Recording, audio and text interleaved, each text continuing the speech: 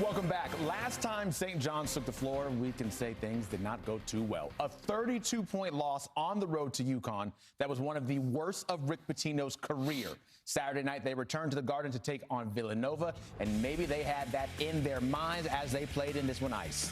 The layup and then the slam by Dylan Mitchell. Not playing around in the paint. St. John's goes up a dozen. We got more action in transition. That's Ian Jackson. It's like a highlight reel, a dunk highlight reel, in fact. Ozias Sellers here throws it up to Zuby Ejiofor. Zuby today had a triple-double, guys. Second St. John's player in the last 20 seasons with a triple-double. And this was a very good feel-good game for the Johnnies. Jackson here to put the coffin close. That's Nova's worst loss since 1997 when they lost to Kentucky by 37, who was coached by Rick Pitino, John. Yeah, I don't want to bring up who the head coach at Villanova was because it was Steve Lapis, but that's neither here nor there. But in essence, one thing we need to look at is just how amazing things can change over the course of a couple of days. 32-point loss for St. John's against UConn in Hartford on Wednesday. But then 3 days later on Saturday night at Madison Square Garden, you win by 32. Look, we are seeing clear separation between UConn, St. John's, and everybody else in the Big East. And look, I don't pray for many things. One thing I pray for is that 2 weeks from tonight, we see a rubber match at Madison Square Garden between St. John's and UConn for a Big East Tournament championship. Speaking of UConn, we can get to them right now because following their win over the Red Storm, they were in stores against a Seton Hall team that's sitting on the bubble and could use a win in a big, big way, John. They didn't get it. Yeah, it's a great day for Alex Caravan and a great moment with him and Dan Hurley, who spent 4 great years together. Caravan's 3 right here made it a 1-point game. Seton Hall gave the Huskies all they wanted and more, and Seton Hall took a 2-point lead with that troika right there from the corner. But then, great set right here. Solo ball, misses the layup, but Taris Reed picking up the crouton off the salad plate, all even at 61. Then UConn up 3 late. Silas Demer is going to try and give a foul. It's not called. Bud Clark picks up a shot. The shot, though, goes out of bounds. No call. UConn survives, stays the course for a 1 seed. Ice, the controversy of that no call, we all watched it happen live and certainly thought it should have been a call, right? Yeah, I'm not sure there should even be controversy. Like 2 hands, when you have 2 hands on a player, that is automatic whistle foul.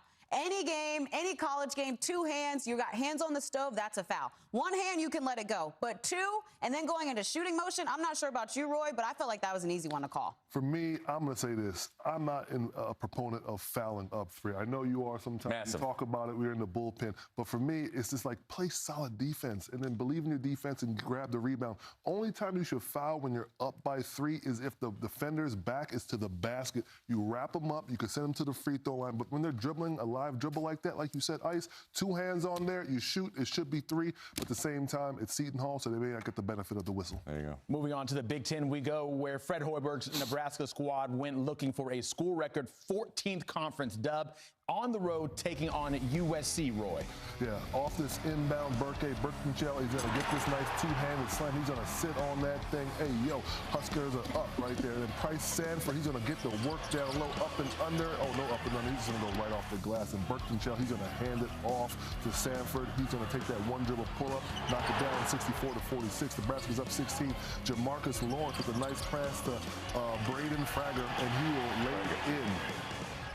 14 conference wins for the first time in school history for Nebraska. SEC action, John, Bama and Tennessee. Yeah, Latrell Wrightsell going to drill this 3. Tennessee had control of this basketball game, but late it slipped away. Defense creating offense here for the Vols with a 4-point lead. That layup by Jacoby Gillespie made it 67-61. Now it's a 2-point game. There goes that man. LeBaron Philon gets the roll. Tie game at 69. Look at Philon create space off J.P. Estrella. Gets the 2 to go. One last chance here for the Vols in Knoxville. 2-point game. Gillespie, hard drive. No call. Ball is loose. Massive win for Alabama and Nate Oates on the road. They've won 8 straight now. Keep it in the SEC. Kentucky trying to avenge the 25-point loss a month ago to Vandy Ice. Yeah, Denzel Aberdeen here gets the pass tipped and then buries the triple from the outside.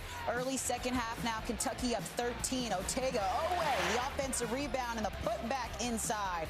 Colin Chandler here, a little too much space from 3, so he'll make you pay for it. He had a career-high 23 threes tonight on 6 made threes, and then Oweh putting the game away. Meanwhile, in the Big 12, A.J. DeBonsa and company trying not to keep slipping, Roy. Chance Moore, he's going to get it to D.J. Thomas, and he has a nice little slam. All right, West Virginia's up on a huff. He's going to drill this three off balance, off of 1 foot, looking good. 2 minutes to play. A.J. DeBonsa, he's on the ISO, sides him up. Nice little step back, side step back. He knocks down that three. That was a part of his 20 points, 16 in the first half. Next play, Brandon Laurent says, you know, I want this little 2 points right there.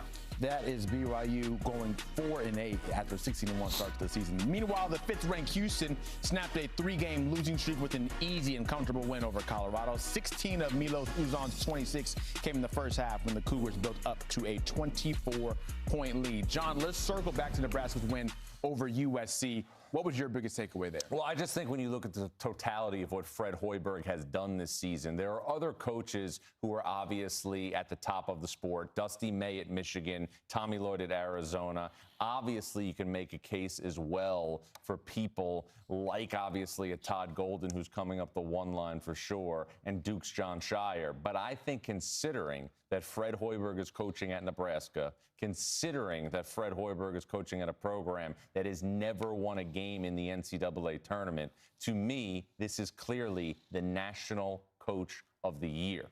A team that is far from the bubble, given what they have done so far to this point of the season. But speaking of that bubble, we'll hit up that Saturday action when you come back, including Santa Clara, which took the floor right here on CBS Sports Network on the good side of the bubble. Did they stay there is the question, though. And over on CBS, it was a big one for both New Mexico and San Diego State. We'll have that and a whole lot more when you come back.